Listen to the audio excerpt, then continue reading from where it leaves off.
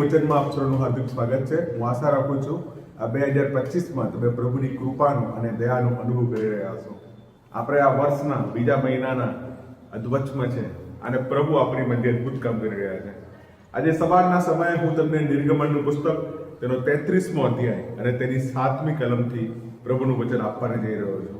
અહીંયા પ્રભુનું વચન કહે છે, નિર્ગમન 33 અને 7માં, હવે મૂસા મંડપ લઈને છાવણીની બહાર દૂર તે તાણતો હતો, કેમ કે તેણે તેનું નામ મુલાકાત મંડપ પાડ્યું. અને એમ થયું, યહોવાને શોધનાર પ્રત્યેક માણસ નીકળીને છાવણીના બહારના મુલાકાત મંડપમાં જતો હતો. આની પહેલા આ લોકો પાસે, ઇઝરાયલ પુત્રો પાસે મુલાકાત મંડપ હતો નહીં. જ્યારે મૂસા 40 દિવસ સિનાઈ પર્વત પર જાય છે પ્રભુના 10 આજ્ઞાઓ લેવાને માટે, ત્યારે ઇઝરાયલ પુત્રો હારૂનની સાથે મળીને બળવો કરે છે અને તેઓ એક વાછરડું બનાવે છે અને મૂર્તિ પૂજા કરે છે. અને તેનાથી પ્રભુ અને મૂસા બહુ નારાજ થાય છે. અને મૂસા પ્રભુની આજ્ઞાથી વિચાર આવે છે, મારે આ લોકોના માટે એક એવી જગ્યા અથવા એક એવું સ્થાન બનાવવું જોઈએ જ્યાં લોકો મળીને પ્રભુની મળે અને વાતચીત કરે. અને બાઇબલ કહે છે નિર્ગમન 33 અને 7માં કે મૂસા તેઓને માટે એક મંડપ છે એને તાણે છે, એનું કપડું છે એને વેવિંગ કરે છે, અને યહોવાને શોધનાર પ્રત્યેક માણસ તે મુલાકાત મંડપમાં જતો હતો. મારા વાલા ભાઈઓ બહેનો, આજે તમારા અને મારા જીવનમાં એ મુલાકાત મંડપ હોય કે એવી જગ્યા, એક એવો તંબુ, એ લોકોની પાસે આવા ઘર સિમેન્ટના હતા નહીં, પણ એ લોકોની પાસે એક એવી જગ્યા હતી, એક એવો તંબુ હતો કે ત્યાં જઈને તેઓ પ્રભુની સાથે વાત કરતા હતા. બાઇબલ એમ કહે છે કે મૂસા નીકળીને મંડપમાં જતો ત્યારે બધા લોકો ઉઠીને પોતાના તંબુમાં બારણામાં ઉભા રહેતા અને મૂસા જ્યાં સુધી તંબુમાં ના બેસે ત્યાં સુધી તેને જોઈ રહેતા. 9મી કલમ કહે છે, અને મૂસા મંડપમાંથી બેસતો એટલે મેઘસ્તંભ ઉતરતો અને મંડપના દ્વારની પાસે સોંપતો અને યહોવા મૂસાની સાથે વાત કરતા હતા. એટલે અદ્ભુત એ ક્ષણ હશે જ્યારે મૂસા મુલાકાત મંડપમાં પ્રવેશ કરે છે, એન્ટર કરે છે, ત્યારે ઇઝરાયેલી પુત્રો એ મૂસાની તરફ નથી જોતા પણ એ મુલાકાત મંડપની તરફ જોવે છે કે મૂસા અંદર જઈને ત્યાં શું કરે છે. અને બાઇબલ કહે છે કે બધા લોકો જોતા હતા અને પ્રભુનો મેઘસ્તંભ છે, પ્રભુનો મહિમા છે એ ઉતરતો અને મુલાકાત મંડપના દ્વાર સુધી તે સોંપતો હતો અને મૂસા પ્રભુની સાથે વાત કરતો હતો. જ્યારે હું ને તમે પરમેશ્વરની સાથે વાત કરીએ છીએ ત્યારે પ્રભુનો મહિમા, પ્રભુની ગ્લોરી, પ્રભુનો એ મેઘસ્તંભ આપણી મધ્યે ઉતરે છે. આજે તમારા અને મારા જીવનમાં આપણે ઘણી બધી મૂર્તિઓ આપણા હૃદયમાં સંઘરીને રાખી છે. ઘણી બધી બાબતોને આપણે મૂર્તિ બનાવીને આપણા હૃદયમાં સંઘરીને રાખી છે અને આપણે જરૂર છે એ મુલાકાત આ મંડપની. બાઇબલ કહે છે એની 11મી કલમમાં કે માણસ પોતાના મિત્રની સાથે વાત કરે એમ પ્રભુ મૂસાની સાથે, યહોવા મૂસાની સાથે મોઢામોઢ વાત કરતા હતા. અને આ બાબત એક છાવણીમાં એક જુવાન વ્યક્તિ હતો, તેનું નામ હતું યહોશવા. એ જુવાન માણસ મૂસાના આ બધી હિલચાલને જોતો હતો અને તે મંડપમાંથી નીકળતો નહોતો. ઇઝરાયલ પુત્રો તો જોતા હતા, પણ એની સાથે એક એવો વ્યક્તિ હતો, એક એવો જુવાન વ્યક્તિ જેને પ્રભુ તૈયાર કરી હતા, જેનું નામ હતું યહોશવા, ધ નેક્સ્ટ જનરેશન લીડર. તે મૂસા કેવી રીતે મુલાકાત મંડપમાં જાય છે, કેવી રીતના પ્રભુનો મહિમા ઉતરે છે અને કેવી રીતના પ્રભુ તેની સાથે વાત કરે છે, એ આ બધું બારીકાઈથી નિરીક્ષણ આ યહોશવા કરી રહ્યો હતો. મારા વાલા ભાઈઓ બહેનો, આપણા બાળકો છે આપણું જીવન જોઈ રહ્યા છે, આપણા જુવાન લોકો છે એ આપણું જીવન જોઈ રહ્યા છે. શું તેઓ આપણને પ્રાર્થના કરતા જોવે છે? શું તેઓ આપણને પ્રભુના વચનનું પાલન કરતા જોવે છે? શું તેઓ આપણને ઘૂંટણ ટીકાઈને આત્માઓને માટે રોતા જોવે છે? ઘણીવાર આપણે આપણા બાળકોને કહીએ છીએ, પ્રાર્થના કર, બાઇબલ વાંચ, ચર્ચમાં આય. પણ શું તમે તમારા બાળકને ક્યારે બતાવ્યું છે પ્રાર્થના કેવી રીતના કરવાની? શું તમે તમારા બાળકને ક્યારે બતાવ્યું છે બાઇબલ કેવી રીતના વાંચવાનું? શું તમે તમારા બાળકને બતાવ્યું છે કે કેવી રીતના ચર્ચમાં આવીને પ્રભુની આરાધના કરવાની? જે વસ્તુ આપણે કરી શકતા નથી તે વસ્તુ આપણે આપણા બાળકોને શીખવી શકતા નથી. મૂસા જે કરતો હતો તે નેક્સ્ટ જનરેશન લીડર યહોશવા જોતો હતો. ત્યારે ખબર નથી તે લીડર હતો, પણ પ્રભુ તેને તૈયાર કરી રહ્યા હતા. તમે અત્યારે જે કામ કરી રહ્યા છો એના દ્વારા પ્રભુ ઘણા બધા આવનાર પેઢીને તૈયાર કરી રહ્યા છે. 12મી કલમ કહે છે, યહોશવા મૂસાએ યહોવાને કહ્યું, જુઓ, તમે મને કહો છો કે આ લોકોને દોરી જા, પણ મારી સાથે તમે કોને મોકલશો તમે તે જણાવ્યું નથી.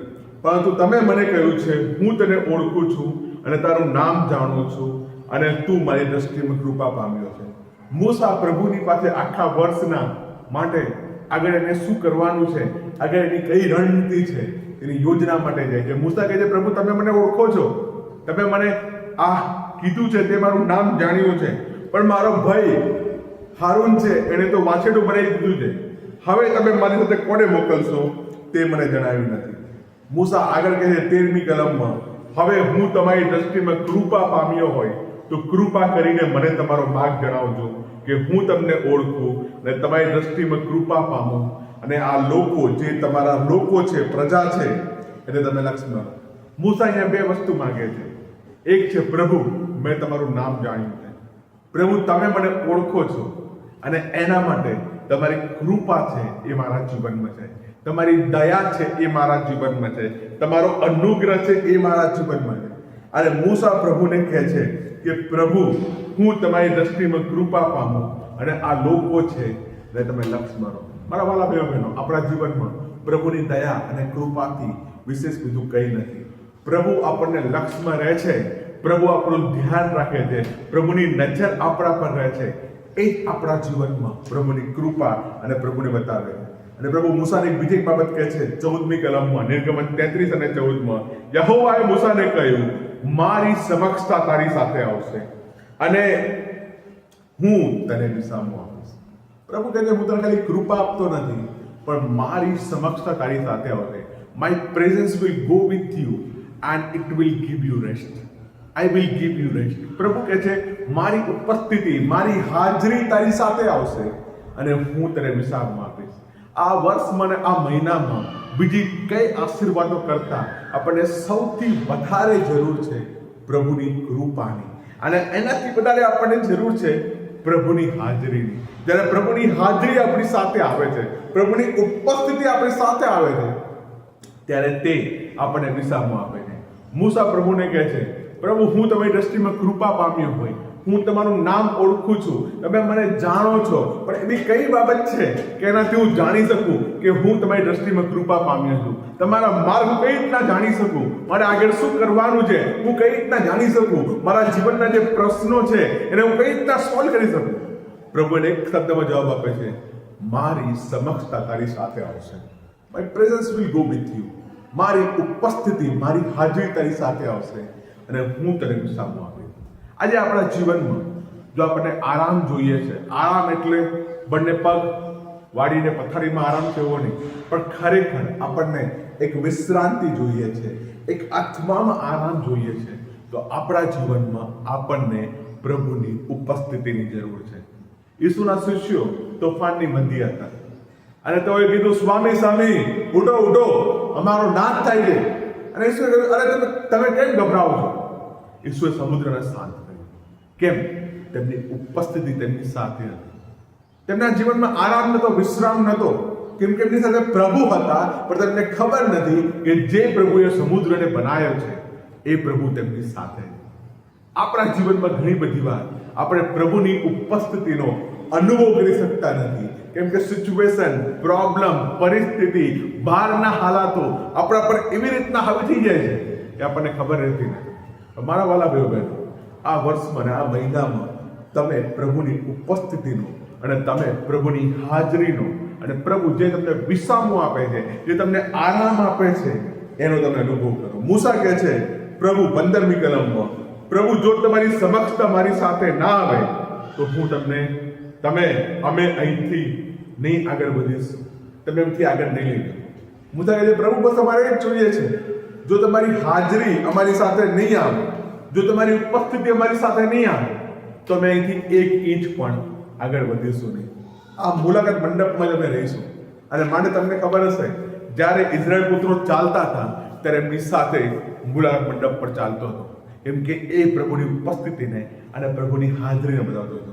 મૂસા પ્રભુને કહે છે, પ્રભુ મારે બીજું કંઈ જોઈતું નથી, મારે તમારી ઉપસ્થિતિ જોઈએ છે, મારે તમારી હજુરી જોઈએ છે, મારે તમારી હાજરી જોઈએ છે. I want your presence. અને જો તમે અમારી સાથે નથી આવતા તો અમે અહીંથી 1 ઇંચ પણ આગળ નહીં વધીએ.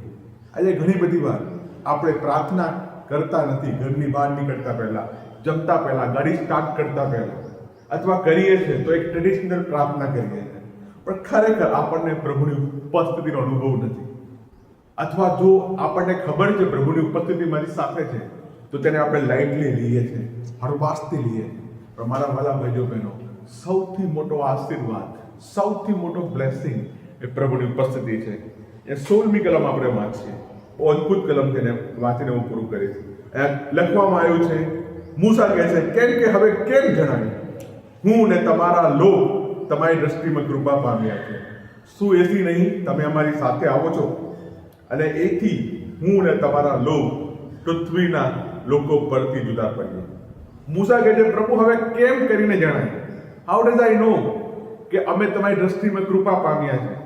કેવી રીતે ખબર પડે કે મારા જીવનમાં, મારા પરિવારમાં, અમારા કુટુંબમાં, મારા વ્યક્તિગત જીવનમાં તમારી કૃપા છે? એથી નહીં કે તમે મારી સાથે આવો છો. પરમેશ્વર આપણી સાથે આવે. પરમેશ્વર આપણે જ્યાં જઈએ ત્યાં આપણી સાથે આવે. પરમેશ્વર આપણી આગળ ચાલે, રસ્તાઓને તૈયાર કરે, ટીમ્બા ટેકરાને તોડે, રસ્તો સપાટ કરે. એ બહુ જરૂરી છે. મૂસા કહે છે, શું એથી નહીં કે તમે મારી સાથે આવો છો અને હું ને તમારા લોક પૃથ્વી પરના લોકોથી જુદા લોકો છે. એ મૂસા એક બીજું સ્ટેટમેન્ટ આપે છે, પ્રભુ તમે તમારી સાથે આવો છો, પણ જ્યારે તમે અમારી સાથે આવો છો, તમારી હાજરી અમારી સાથે છે, તમારી ઉપસ્થિતિ અમારી સાથે છે, ત્યારે હું ને તમારા લોક પૃથ્વી પરના લોકોથી જુદા છે. કેમ કે તમે અમારી સાથે છો, તમારી ઉપસ્થિતિ અમારી સાથે છે, તમારી પવિત્રતા અમારી સાથે છે, તમારી હાજરી અમારી સાથે છે, તમારું સજાપણું અમારી સાથે છે, તમારો છુટકારો અમારી સાથે છે, તમારા પવિત્ર આત્માના ફળો અમારી સાથે છે. અને પ્રભુ જ્યારે તમે અમારા જીવનમાં આવો છો, you make A difference in our life. તમે અમને દુનિયાના લોકોથી અલગ પાડો છો. મૂસા એ જ કહે છે કે શું હું ને તમારા લોક પૃથ્વીના સર્વ લોકથી જુદા છીએ? પરમેશ્વર એના લોકોની સાથે જ્યારે એની ઉપસ્થિતિ આવે છે, એની હાજરી આવે છે, ત્યારે એના લોકોને આ પૃથ્વી પરના લોકોથી જુદા પાડવાને માંગે છે. અને આગળનું વચન તમને ખબર છે, મૂસા પ્રભુને કહે છે, પ્રભુ હું તમારી દ્રષ્ટિમાં કૃપા પામ્યો હોય તો મને તમારું ગૌરવ બતાવો. Show me your glory. મને તમારું ગૌરવ બતાવો. અને પ્રભુ મૂસાને કહે છે, તારે આ ખડક પર ઉભા રહેવું પડશે અને તું ત્યાંથી મારું ગૌરવ જોશે. પ્રભુની કૃપાની આપણે જરૂર છે. પ્રભુનો ભાગ ગણવાની આપણને જરૂર છે. પ્રભુનું નામ જાણવાની આપણને જરૂર છે. પ્રભુની ઉપસ્થિતિની આપણે જરૂર છે. આપણે દુનિયાના લોકોથી અલગ થઈએ તે આપણે જરૂર છે. અને છેલ્લે જ્યારે આ બધી વસ્તુ આપણા જીવનમાં થાય છે, ત્યારે આપણે પ્રભુનો મહિમા, પ્રભુનું ગૌરવ જોઈ શકીએ છીએ. ત્યારે આપણા જીવનમાં ખરેખર પ્રભુનો ગૌરવ અને પ્રભુનો મહિમા આવી શકીએ છીએ. આપણે ગીત ગાઈએ છીએ, તેરી મહિમા હો મેરે જીવન મેં, મેરે જીવન મેં. પણ કેવી રીતના પ્રભુનો મહિમા આપણા જીવનમાં થાય? ત્યારે જ થશે ત્યારે એ પ્રભુની કૃપા આપણા જીવનમાં આવે, પ્રભુની ઉપસ્થિતિ આપણા જીવનમાં આવે, તે આપણને વિસામો આપે અને આપણે આ પૃથ્વી પરના લોકોથી, આપણે આ દુનિયાના લોકોથી અલગ પડીએ અને પ્રભુ આપણી સાથે રહે. પ્રભુ તમને વચનથી આશીષ કરે. આવો પ્રાર્થના કરીએ. સ્વર્ગીય પિતા, આજની સુંદર સવારને માટે તમારો આભાર માનીએ છીએ. તમારી ઉપસ્થિતિ અમારી મધ્યે છે માટે તમારો આભાર માનીએ છીએ. તમારી કૃપા અમારી સાથે છે માટે અમે તમારો આભાર માનીએ છીએ. અને તમે સતત અમને વિશ્રામો આપી રહ્યા છો માટે અમે તમારો આભાર માનીએ છીએ. પ્રભુ અમે પ્રાર્થના કરીએ છીએ આ 2025માં, પ્રભુ આ નવા વર્ષમાં, પ્રભુજી આ નવા મહિનામાં, પ્રભુજી તમારી એ જ કૃપાને, તમારી એ સમક્ષતાને ને તમારી એ હાજરીને માંગીએ છીએ. જે લોકો આજનું વચન સાંભળી રહ્યા છે અને અલગ અલગ પ્રકારની સમસ્યાનો સામનો કરી રહ્યા છે, એ સર્વના જીવનમાં તમારી કૃપાને દયા થવા તમારા પુત્ર નામથી માંગુ છું. આમેન.